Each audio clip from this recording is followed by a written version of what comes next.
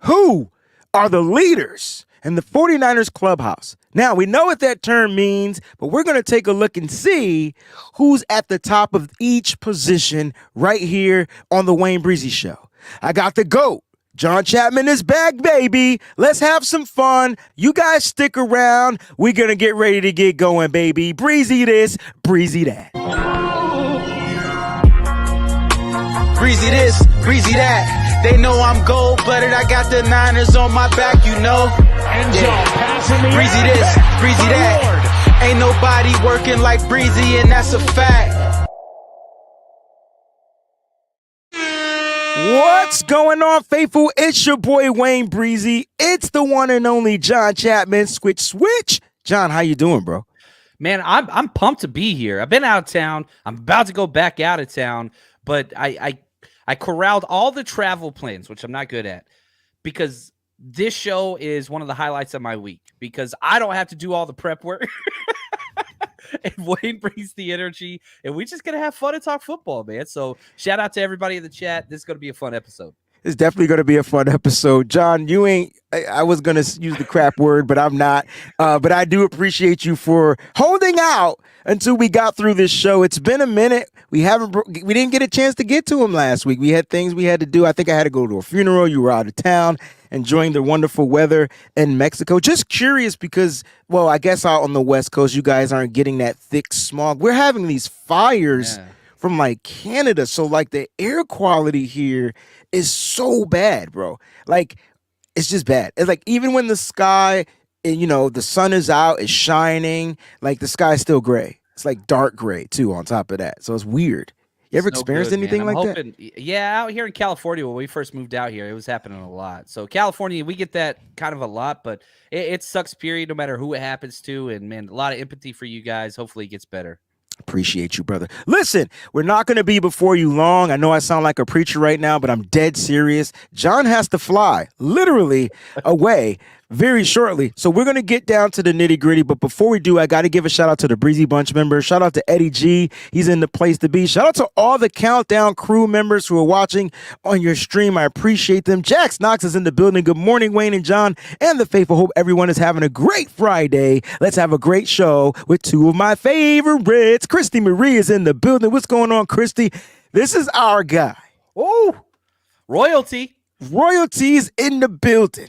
All right. Shout out to my boy E, who is holding down two, not one, but two at the same dang time. Shout out to you, E, man. Happy belated birthday to you, brother. I hope all is well. Can't wait to chop it up with you. And Pittsburgh, Troy's in the building.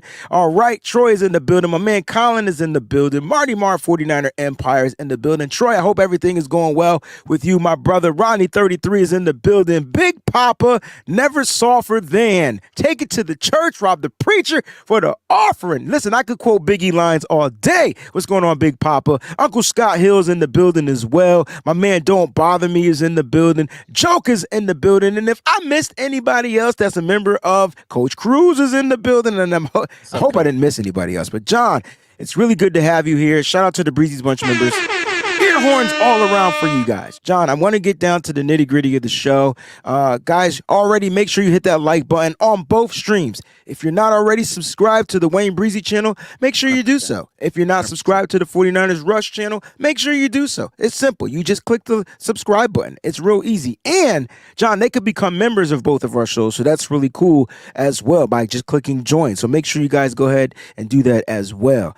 Latest in 49ers news, John. I haven't been here all week long. I think I was here Monday. Haven't really got a chance to talk about some of the things that are going down with the 49ers.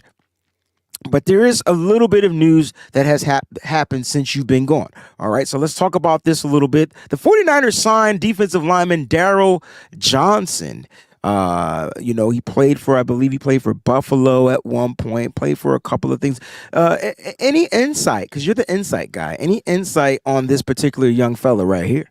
Yeah, he's an interesting guy because he got traded for by the Carolina Panthers. They traded for him.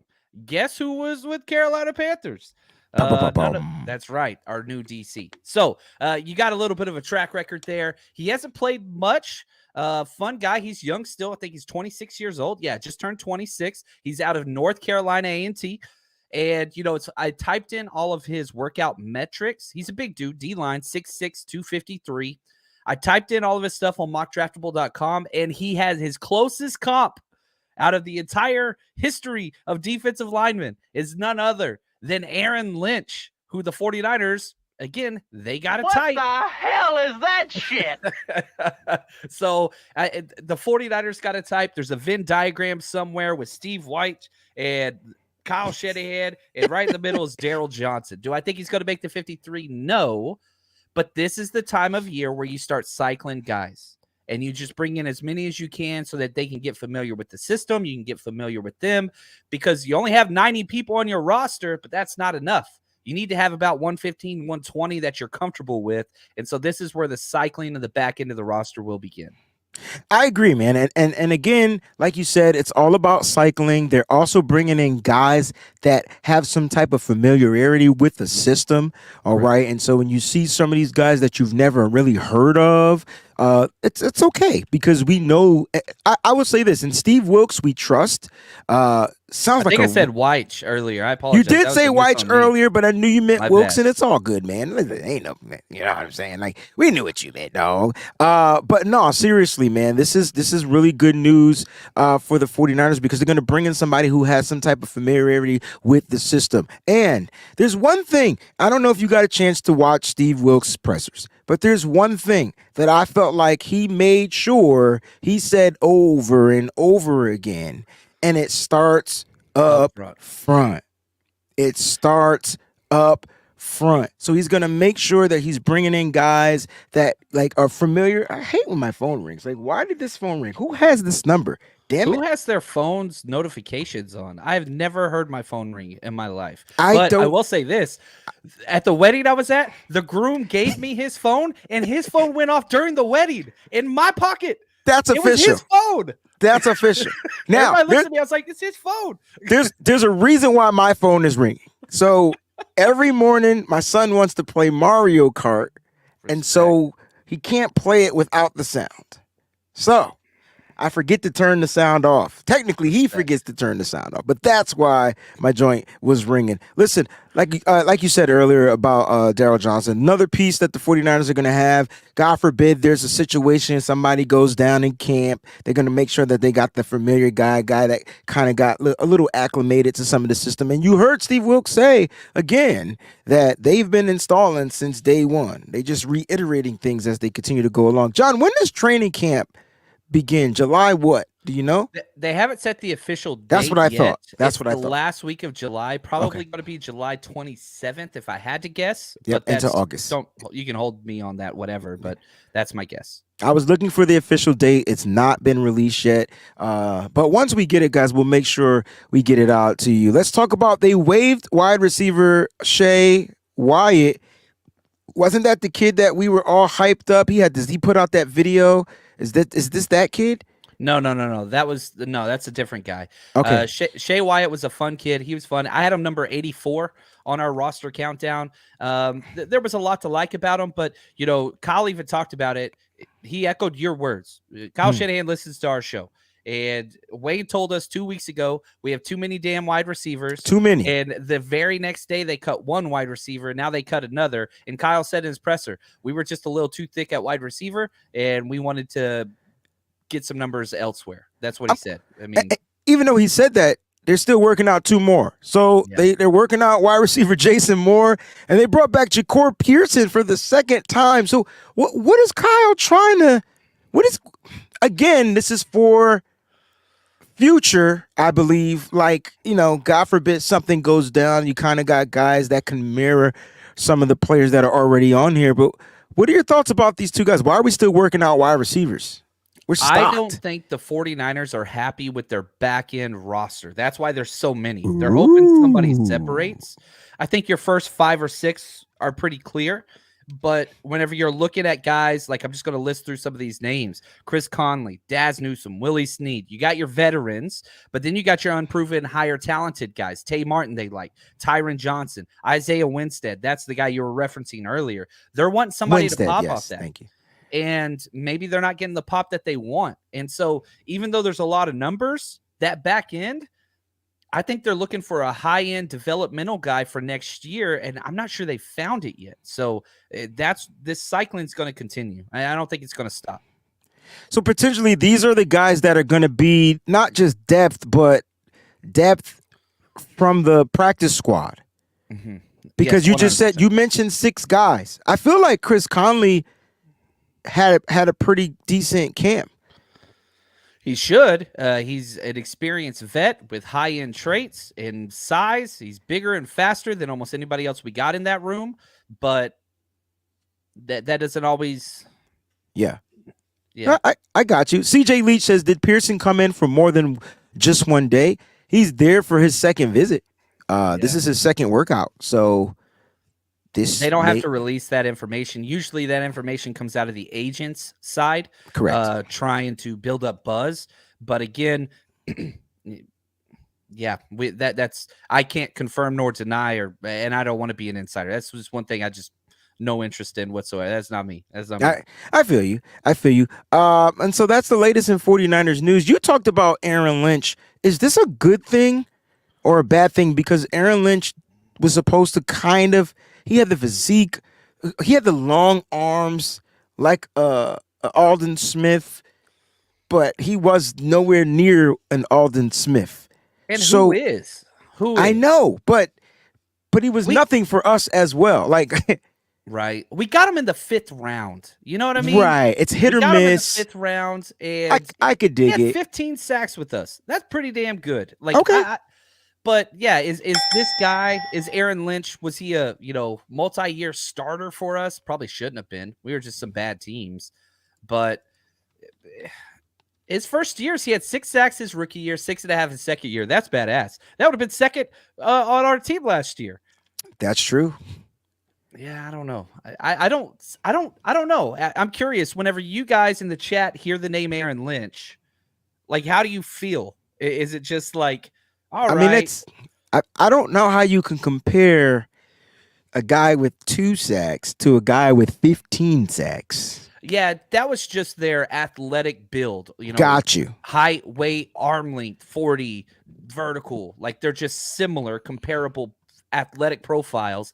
Doesn't mean they play similarly. But because one lines up on the inside, one lined up on the outside, though, right? No, they're both outside players. No, 6'6", 250 is Daryl Johnson. Like, he's an outside guy. Okay. Yeah, he's a defensive end guy. He's not going to play inside. We got to do a quick pause, John, real quick, because I just see on the flash on my screen we have Jax Knox, who has been a member of the Breezy's Bunch for the past 6 months. That's half a year, John. She's been a platinum Breezy's Bunch member. Shout out to you, Jax Knox. We appreciate you. All right. I thought to bring that up because I'm just curious. Like, they compared him from an athletic build, but I'm just looking at the guy's production. We talk about Daryl Johnson. It's not much, man. I pulled up his PFF numbers. I'm looking now, bro. Yeah, it's not great. Yeah, but he hasn't played much the last 2 years. Like, let's just be real. He's played 72 snaps the last 2 years. Carolina traded a 6th-round pick for him and then didn't play him. And then he was on Seattle last year, and one of the games he did play in was against us in week 2. He got 18 snaps. He did have 1 tackle, 1 solo stop, but he hasn't done much. He just hasn't done much. Okay. All right. Well, hey, listen, they got another person in here, again, that's familiar with Steve Wilks.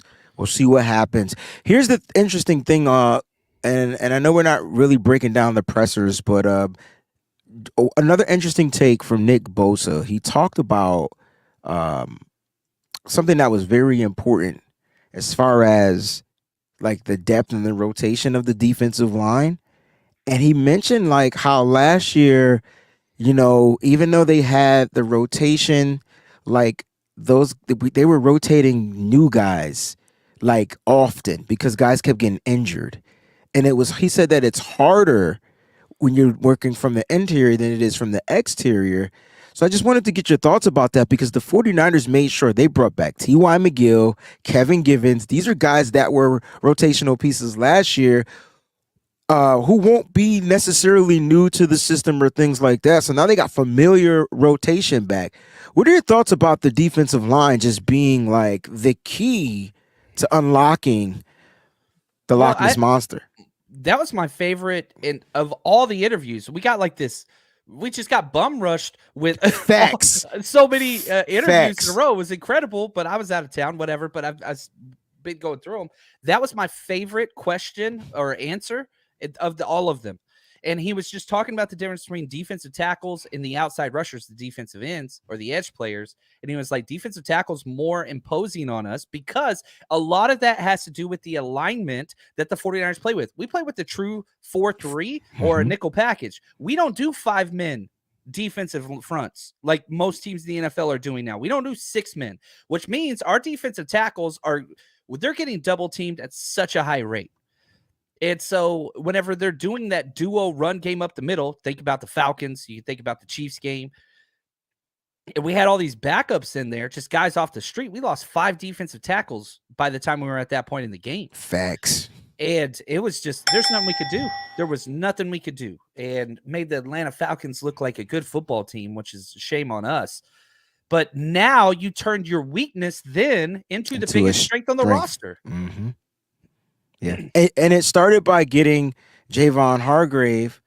And then Javon Hargrave. And then when you got him, like all of a sudden you already got stronger because now you don't have to necessarily depend on your rotation as much. So when they do come in the words of Kool and the Gang, they're fresh, right? They're fresh, like fresh rotation. And that is key. Like you got to add that word right in front of, rotation. You got to hit them with the, adjective or adverb, whatever you want to call it. It's that adjective, I think. Fresh. That is the key this year to the 49ers because I feel like the depth, I put this out on Twitter earlier. I don't know if you've seen it, but I know we lost some key players, and I just want to get your take on this. We lost some key players, right? Some key players. We lost some depth to this team.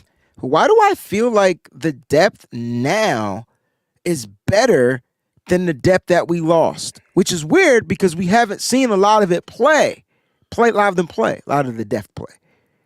The only area I would probably say would not hold true in that is the defensive end spot, going from Omenihu. Because we don't know. Those guys, yeah, we don't know. But we last year we were saying the same damn thing about the offensive guards. Remember? Facts. Oh, Lakin's gone. What are we gonna do? Brunskill's injured. Facts. We don't know. Alex Mack's gone, and all 3 of those were just freaking solid.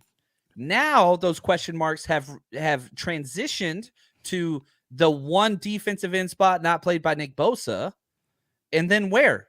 But here's the thing, John. What did we get from them? We got 4.5, 4 sacks. It's not like we lost. They were good run defenders. They were great run defenders. Nobody, to me, Samson Ebukam set the edge really well. Yes. Samson. Yeah, and then Charles Omenihu was probably the best two-way player last year. Meaning inside, not outside. Offense and defense, inside out. Yeah. So here's the thing. Like, I know we got newer pieces, and I understand that can be the question mark. But if I get a minimum of that production, we good.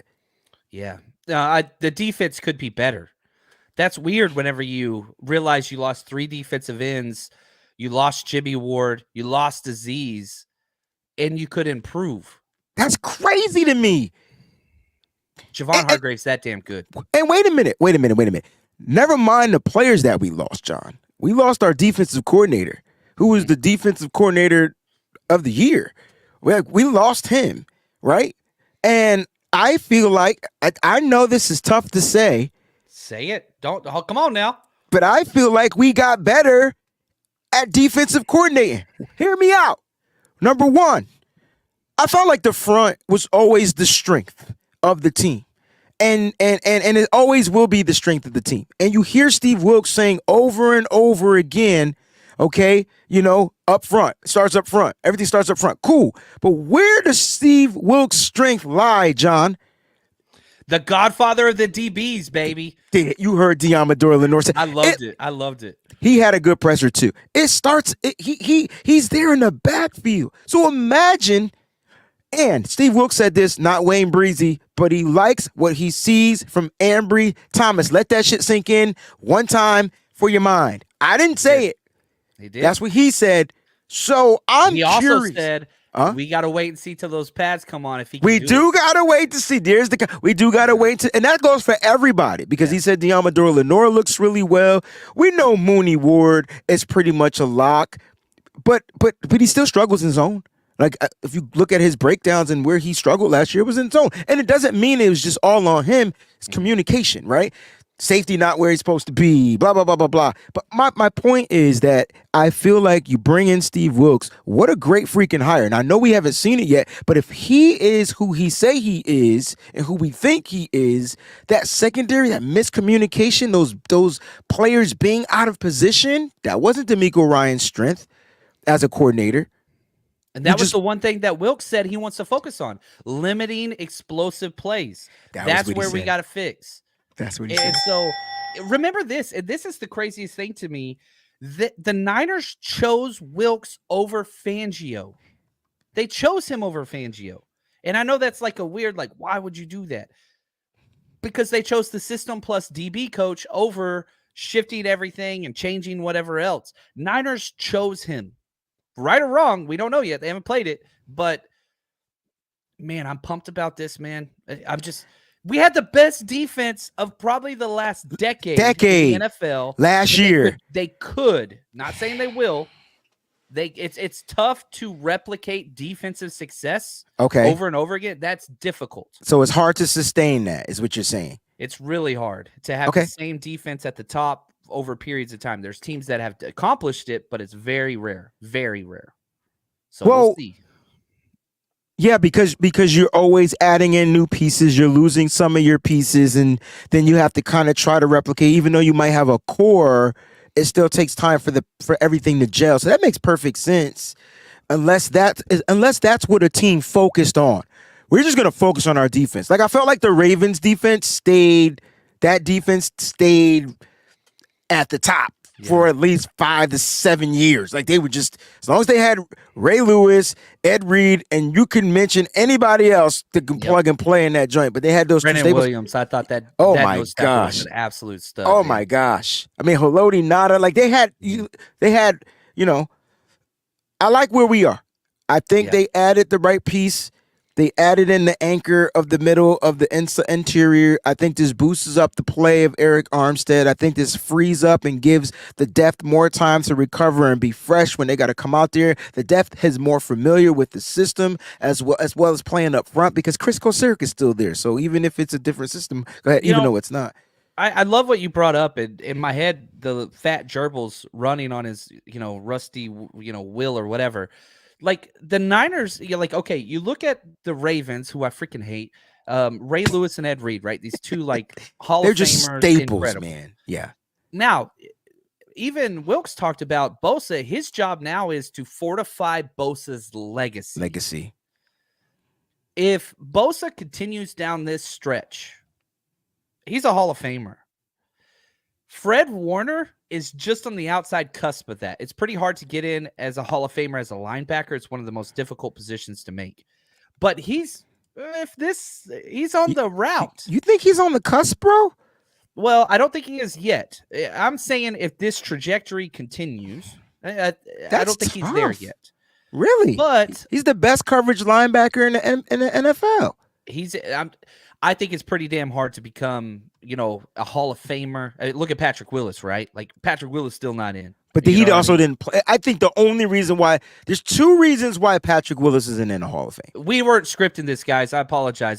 Sorry, guys. We're going on a different tangent. My bad. I'm missing my flight. No. We'll end this in 30 seconds.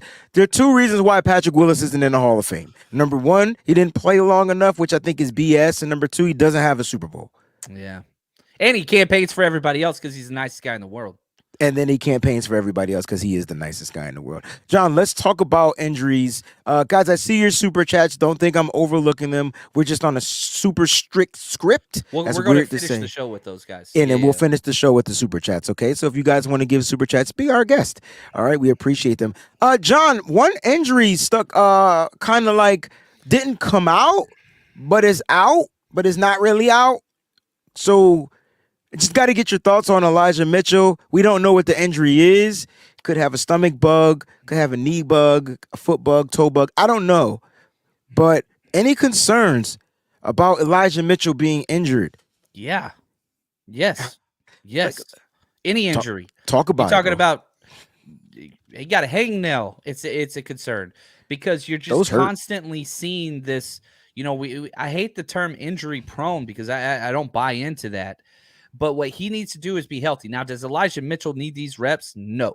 He's the most veteran running back in our system in the locker room. Now, obviously, CMC's older and played more, but not in our system. Elijah Mitchell's gone through 2 of these training camps already. So, like, this would be his 3rd. He's been there. It's crazy to say somebody that's been through 2 training camps is the vet in that room. But no, the problem with him isn't him missing reps.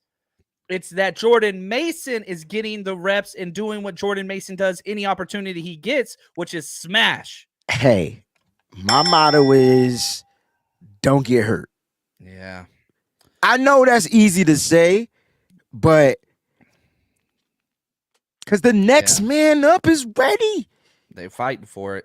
They're fighting for it. And I would say probably one of the clearest things that I've like Bobby Turner is back. Jordan Mason wasn't Bobby Turner's guy. No, that was Anthony Lynn's guy. Yes. And they asked, I don't know if you saw the one where they asked him, they said, man, what is the potential of Jordan Mason? And he goes, unlimited. Ooh. That's my best Russell Wilson impersonation. Ooh. Anyway, so like the fact that Bobby Lynn is now, or so Bobby Lynn, that we're putting Anthony I got Lynn, you. We're shorting them together. Now you got both of them saying this guy, and he's doing it on the field. This Jordan Mason train may not be done yet. All right, so since we're talking about running backs, Dalvin Cook is being released from the Minnesota Vikings. I know he'll cost a penny. Let's say he didn't, though.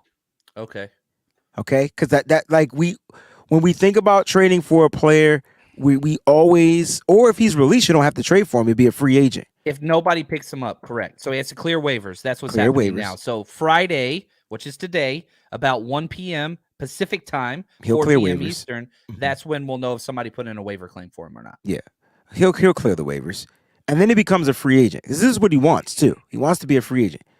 Isn't this when players that are betting on themselves take those weird ass 1-year deals, or am I bugging? No, I think you kind of have to. He's 27. And the funny thing is, he's only 27? I think so, yeah. I feel like he's been playing football for 13 years.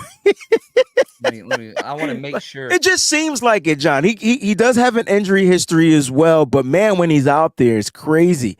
I got to paint he's about to turn 28.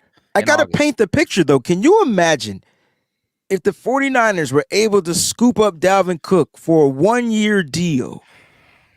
It'd be nice, but he'd have to. Here's the thing that people don't forget.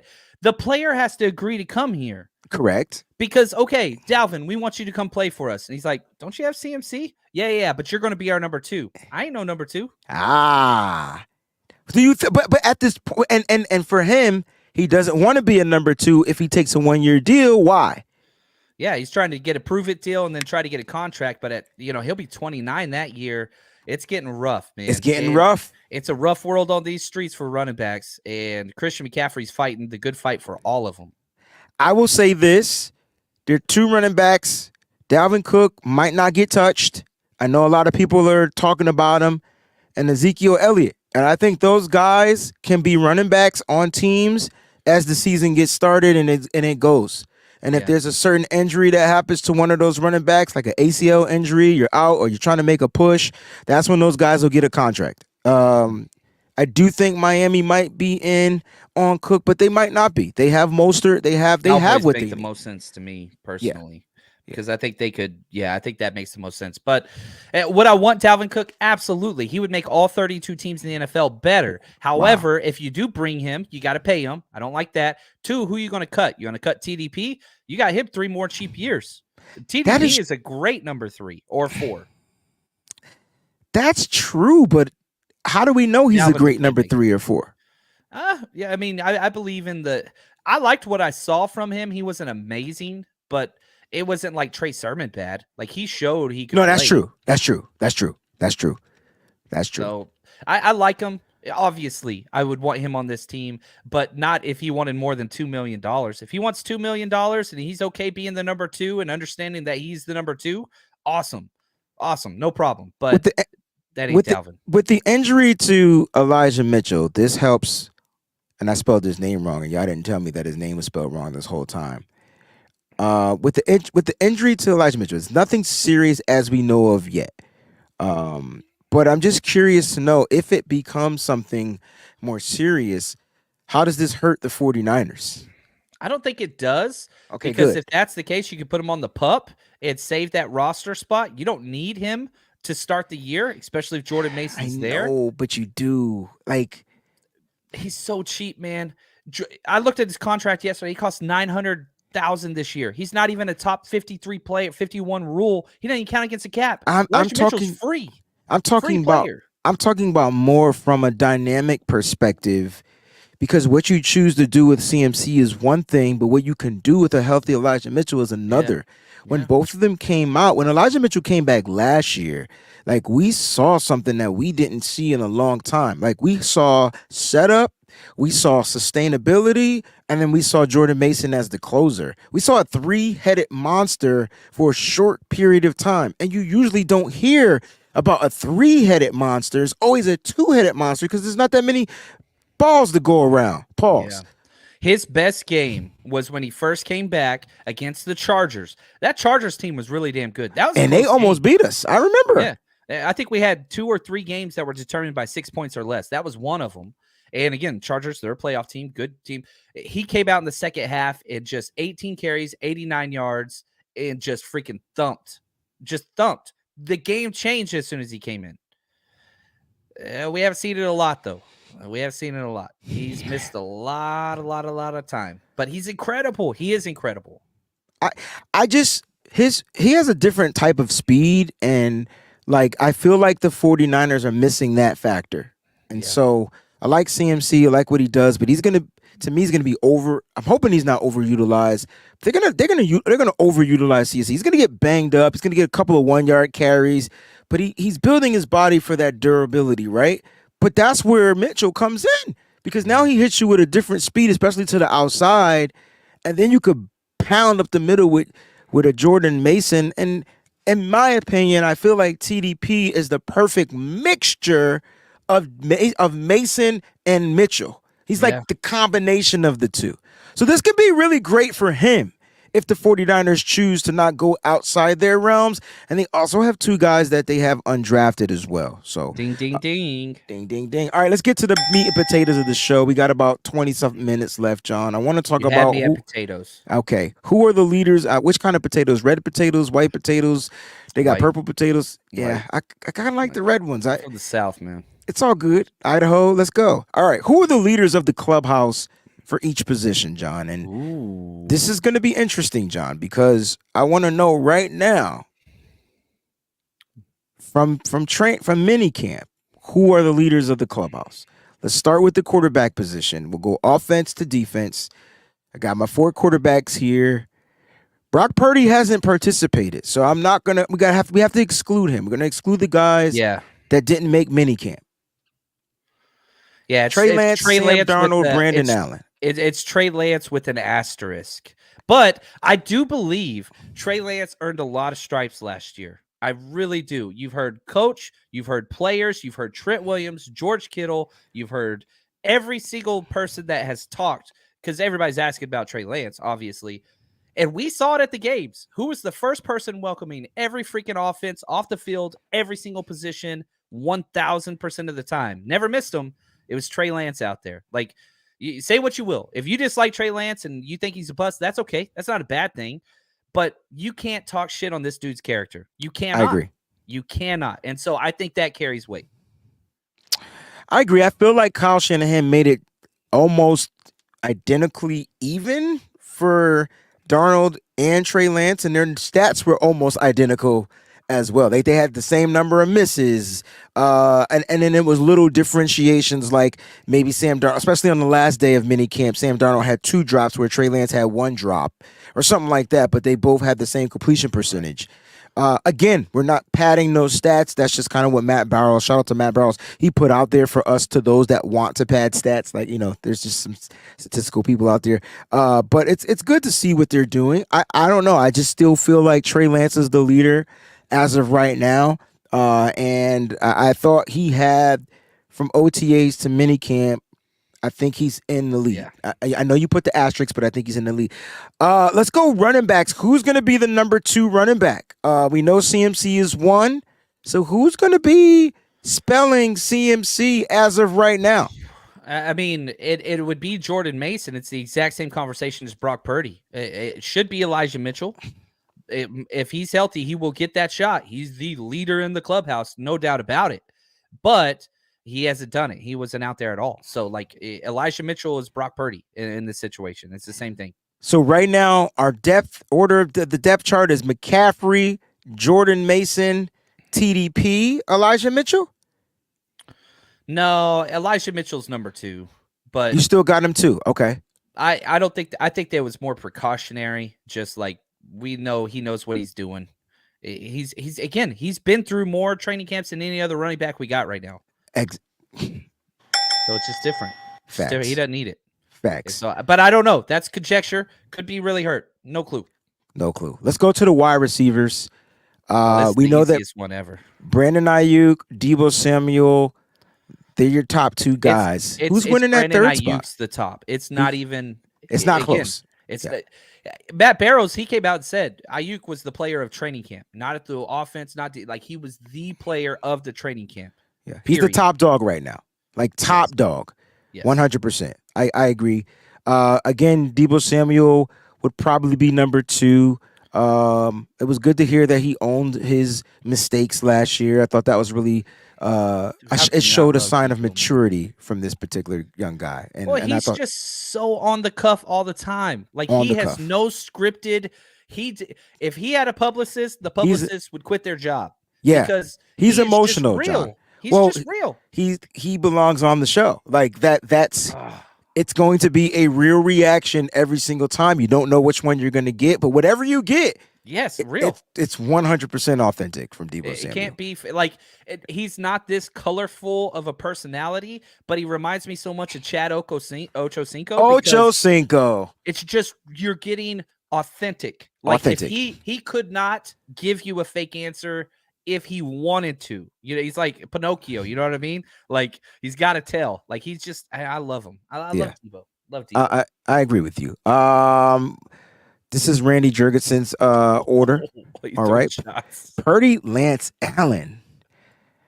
They're bigging up Darnold, so it's so cool. CJ Leach wants to know, do we keep 6 receivers? Yes, but if you keep 6 of those, then you're Yep. only keeping 3 tight ends. You know what I mean? But So, that's like, tough would you to rather keep 3 tight ends, John. I That's- know.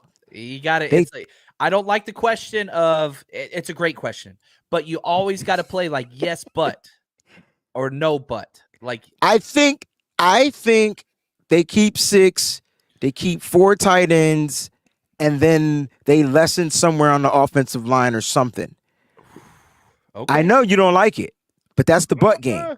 Pause. Yeah, it's rough. It's rough. Let's One thing before we go to receivers. Do you remember last year Jawan Jennings was the guy? Haven't was heard the a guy. word from him. haven't heard a word. That's why I'm saying you gave me 1, I gave you 2.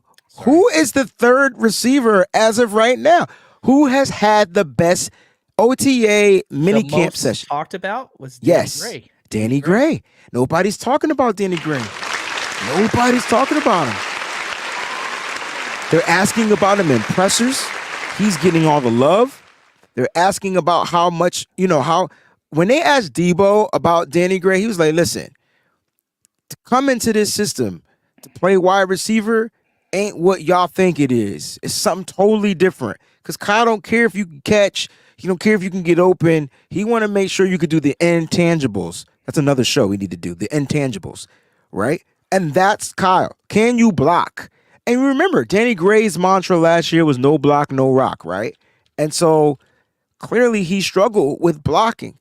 I think he's going to be that much better. Is there a possibility that he jumps up to 3 over Ray Ray and Jawan Jennings? I doubt it. Okay. No. You just messed up my whole. I got mad excited. And I would like to. I would like it to. Ooh, that hurt me. So that was Sorry. That was, no, it was a cool. I will say this. Maybe if Trey Lance is quarterback early, he might. Perfect pairing. All right, let's go to tight ends because you said it's going to be tough. How many? 6 tight ends on the books. Kittle, Warner. We know Kittle's number 1. Who's that number 2 tight end, bro? I mean, there's no way you're cutting Latu. He had a big catch for, whatever. And Kittle bigged him up too. Crazy. Yeah, he did. Yeah, I'd go Kittle, Latu, Willis, Warner. No love for Dwelly, huh? I love Dwelly, but they cut him last year and nobody wanted him. They'll do the same thing this year. And then they'll bring him back to the practice squad. Yeah, I hope so. And I love it's not a shot at Dwelly. It's just there's not a market for that. So it was funny when Kittle was interviewed, and we'll go to the offensive tackles. So get ready. It was funny when Kittle was interviewed. He talked about, there was one tight end he mentioned, and he talked about his hands, and it was Ross Dwelly. He said, the dude can get open. He said he don't have breakaway speed, but he got some good footwork. And you he has can go great watch any press conference from Kittle ever, and they're amazing. You will never see him as happy as whenever he talks about Selleck. Do you remember Selleck? And when he talks about Dwelly. Those are his 2 boys. Those are his 2 boys. Wow. I didn't even think about that. Yeah, he loves the back end, the backup tight ends guys, man. He will fight for them. Let's go to the tackles. All right. We know Trent Williams is a solid bookend. I think as of right now, McKivitz is leading. Are you hearing any names of any of the other tackles moving up on that board? Leroy Watson. Really? I didn't hear much. Please share. Man, yeah, he was taking all the number 2 reps at left tackle because obviously Trent's out. Shout out to, again, I'm skipping over Jalen Moore, which is probably not nice. They love him at that left tackle spot. He was taking the 1s. But Leroy Watson, I'm telling you, this cat, probably not this year. This dude, he got to be on the active roster next year. Probably not this year. He's 1 more year in the books. UTSA, tight end conversion, Leroy Watson. Remember the name. I like it. All right, let's go to the centers. Brendo, Feliciano, Ishmael, Corey Luciano, the undrafted kid. I just Nick did a breakdown Zakelj, on you could put in Luciano. here too. I like him. Yeah, but I didn't hear a lot. I like Zakelj. I think they like Zakelj for that spot. I think Zakelj would be the number 2 if Valencia. I don't. Man, it's rough. That's the fight. Is this center position? There's 5 of these bad boys. That's scary, bro. It is. Nick Zakelj they love. They're not letting Nick Zakelj go. If the number 2 today would be Feliciano, but I think Zakelj is kind of who they want to win that backup role. Wow. And I can see it though. Pretty much redshirted last year. Was always he wasn't active, but he was on the active roster, if that makes sense. Like he was a part of the main roster. Maybe this is it. But they got some players. I think with Feliciano though, he's the wild card piece. So the question is, will he be backup at center? Probably he'll be an option for center. Right.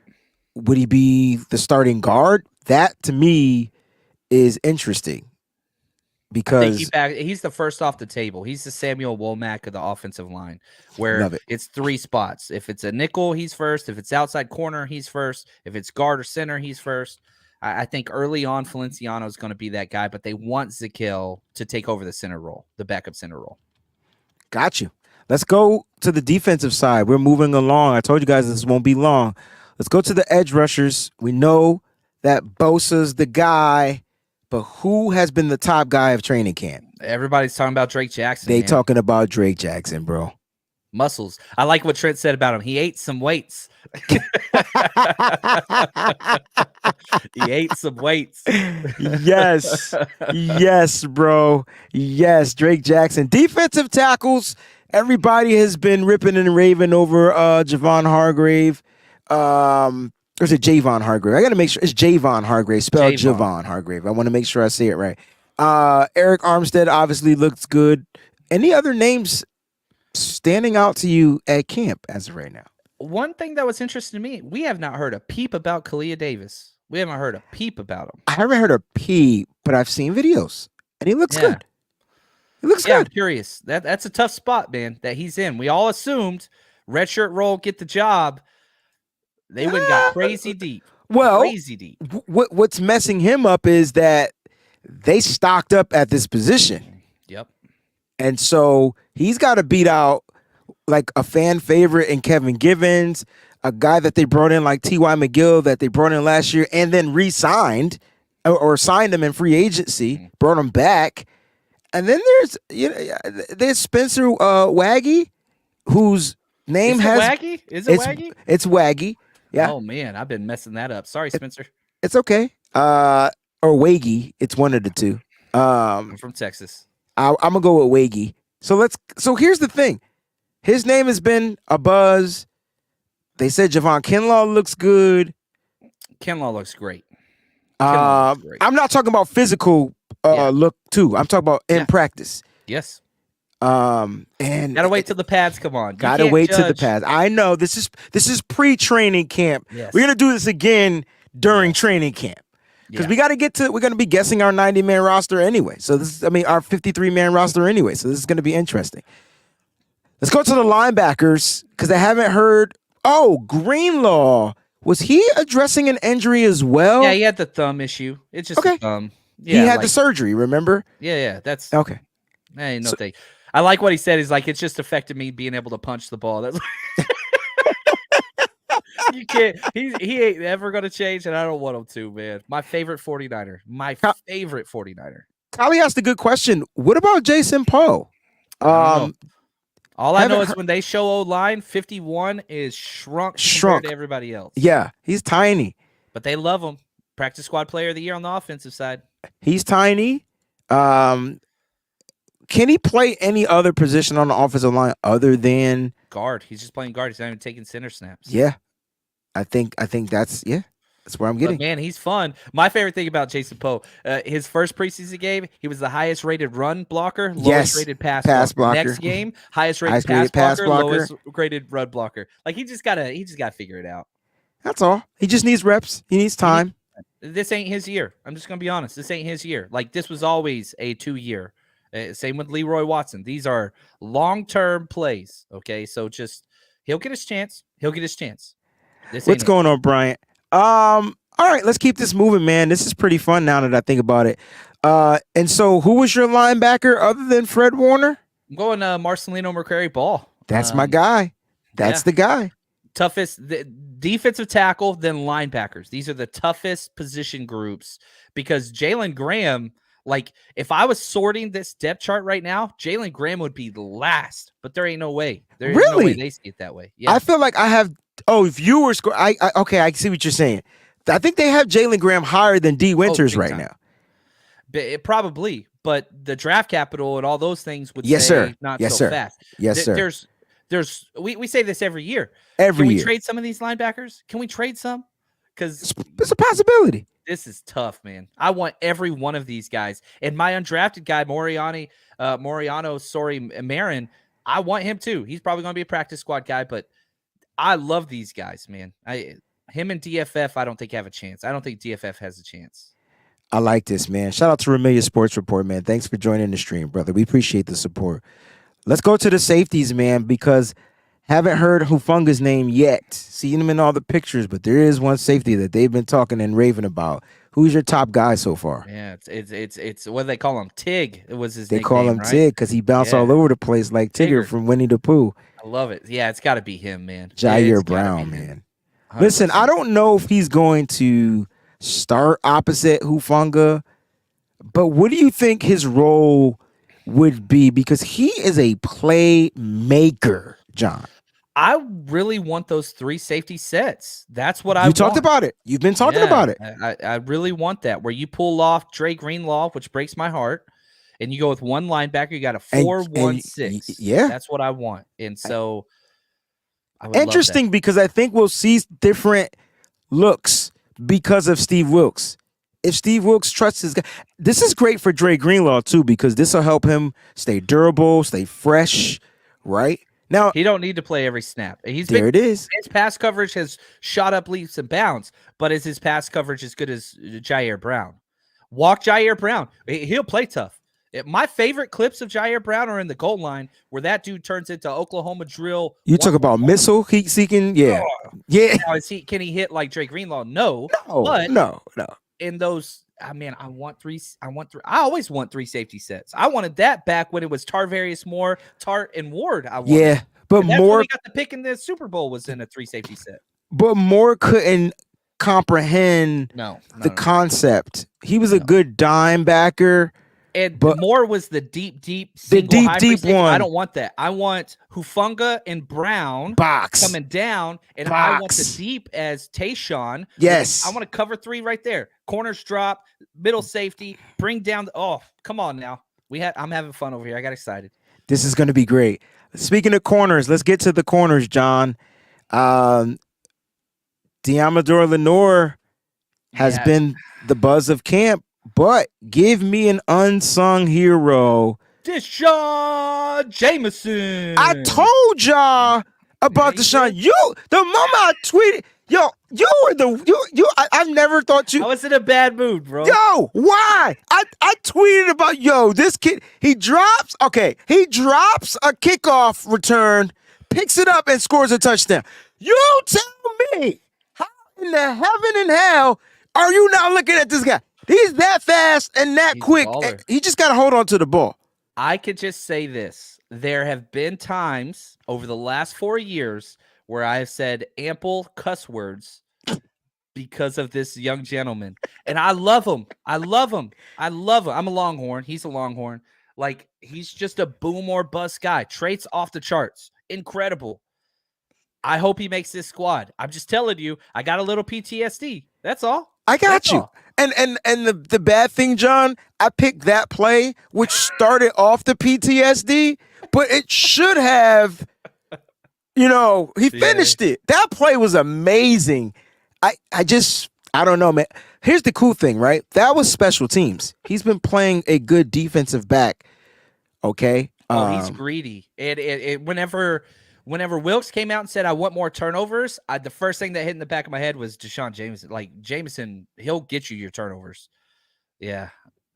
He'll I told y'all. That's me. 100%. That's me all day. We'll be driving on like one of our trips and we'll be having conversations like this. We just talk like this every time. And I swear, man, that dude, full arm swing too, with every syllable. I told y'all.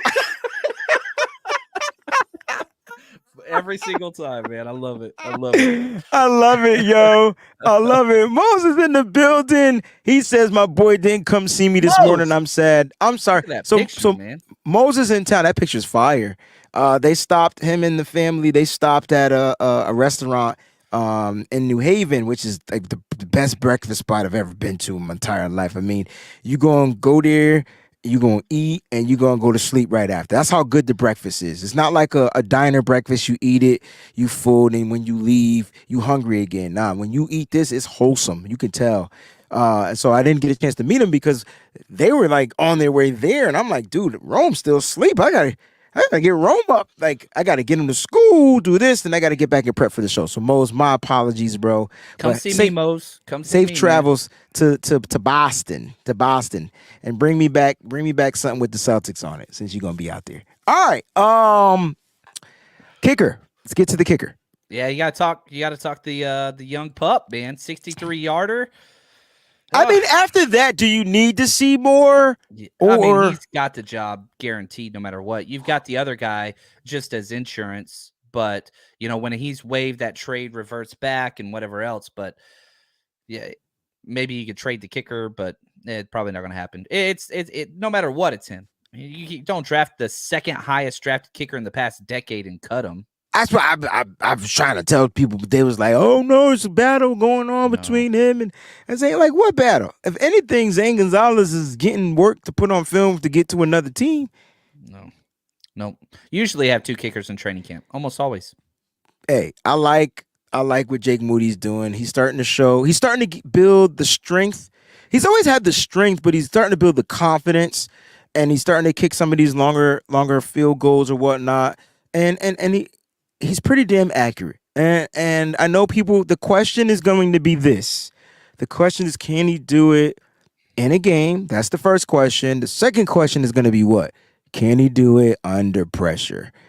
And that we don't know. Under pressure, we don't know as of right now. John, that was fun. I feel like our punter is safe and Tabor Pepper isn't going anywhere. So that was a good exercise. I tell you what, let's go ahead and get to these super chat contributions because they're going to open up some stuff that we discussed earlier on the show, and I might not have any idea what the hell they're talking about. All right, so here we go.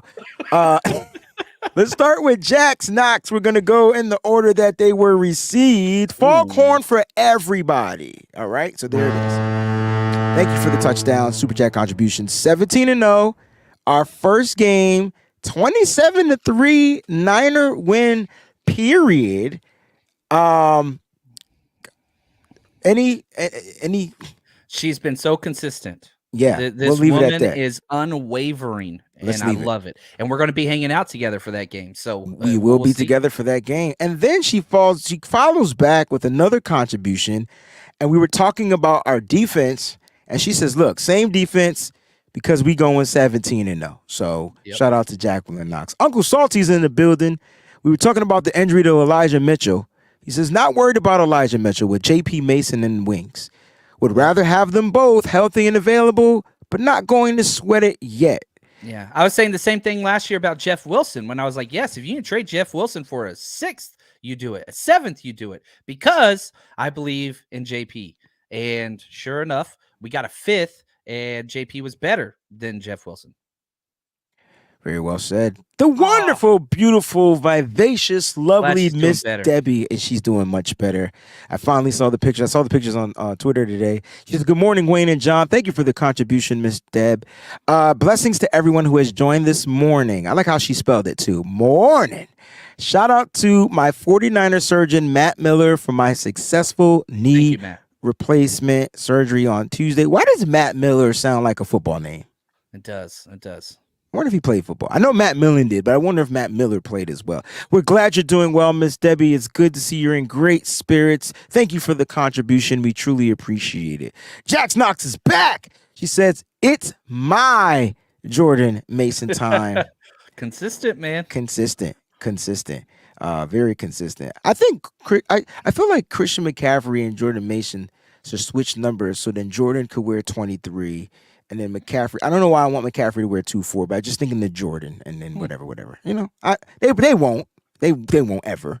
All right. Colin's in the building. He says, bing bong. Is that what he meant? Fasten your seatbelts. Lights has come on. There we go. I don't remember what this was to, though. I think we said something smart. You did. And then I probably messed it up. That was my guess. Like me being facetious smart or like a smart ass or like something intellectually smart. Intellectually smart. 100%. I don't give out intellectual smarts often, so I can never tell when this is happening. But thank you, Colin, for the contribution. Brandy Williams is in the building. Thank you for the super chat contribution. She says, keep up the great work. We appreciate you, B. And then Jax concludes the contributions. Ji'Ayir Brown, I called it. You did call it right after me. That's exactly when you called it. I'll leave it at that. But thank you for the contribution, Jax. We truly appreciate it over here. John, it's been a great show, man. I hope you guys like the show. Man. I do. They're awesome in the morning, but they love to come out at night. I'm starting to realize that the night shows are better because they leave it all. They let it all on the table at night. You know what I mean? But wait, Uncle Salty says I'm the smart ass one. No, Yeah, you are. You are. He is 100% every time. 100%. He is. He But the is. best, Salty. I see Lake City Fresh. I see you in there, man. What's Lake up, City is in the building. What's going on, family? It's Wayne Breezy, the phone 9 preach. Yo, John, I'm so excited about the song that we're going to be releasing. And hopefully I'll be doing a music video for during the weekend of the Dallas game. So I'm going to try do to you do want a me music. like to do the robot like in the background? That would Like, actually be I'm that just would going be to give fire. you that if you would like that. I'm just That saying would that's my that would be contribution. fire. Now that I think about it, because I can't even do the robot. My John, Oh, I can't either. I I'm can't like do jack I'm like shit. Vicky from Small Wonder, bro. Like, what's going on, Marcus? Listen, we had a great show. John's gonna take us out very shortly. John, I know you're headed out. You're about to travel. You got anything planned for the faithful while you're out in Vegas? Man, so I'm meeting with some old coaching buddy, so going to talk football like crazy. But I'm excited because this is kind of my last little break, whatever, before the move, and I'll be up in the Bay Area in no time, which I'm excited. We don't have a house yet, but that's just a detail. You don't need a house. You could just tailgate every week and live out of the trailer, U-Haul, whatever it is you're gonna be doing. Don't Okay. tempt me. Don't do that because I need John and Mrs. Chapman is not gonna want that. So like No. that's not what I'm saying. I'm not saying that right here. Sorry. John, take us home, baby. Man, this was awesome. Wayne, thank you. The community, thank you. And I'm excited. So many good things ahead. And until next time, love you guys. Stay strong, faithful.